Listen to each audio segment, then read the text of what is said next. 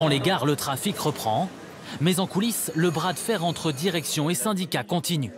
À l'origine, ce TER accidenté mercredi dernier dans les Ardennes, l'un des 5600 trains régionaux sans contrôleur depuis plusieurs années, le conducteur doit gérer tout seul l'incident. Les cheminots crient au manque de sécurité et font jouer leur droit de retrait.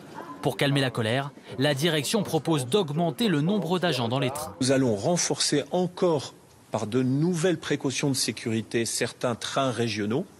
Et d'autre part, nous avons décidé d'anticiper des recrutements pour avoir tous les agents de sûreté, les fameuses polices ferroviaires que vous voyez sur les quais, et comme ça, lutter plus efficacement contre les agressions des agents du service public qui sont aujourd'hui beaucoup trop nombreuses.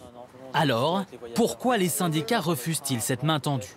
Ce qui est vraiment demandé par les agents, c'est qu'en permanence et à tout moment, il y ait au moins 2 agents dans un train. Ce qui n'est pas tout à fait la même chose qu'une équipe de sécurité qui pourrait aller de train en train et qui ne serait pas obligatoirement tout le temps et en permanence dans le même train en fait. Un conflit de plus pour des cheminots déjà échaudés par la réforme de leur statut l'an dernier, dénoncée lors de cette grève perlée de plusieurs mois.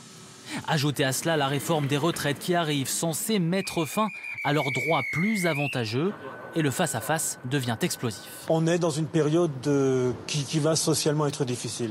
Plusieurs sujets sont en train de se mélanger. Donc effectivement, on est dans une période où chaque étincelle risque de faire exploser socialement le système ferroviaire. Les deux parties ne se sont pas rencontrées aujourd'hui. Une réunion devrait avoir lieu la semaine prochaine.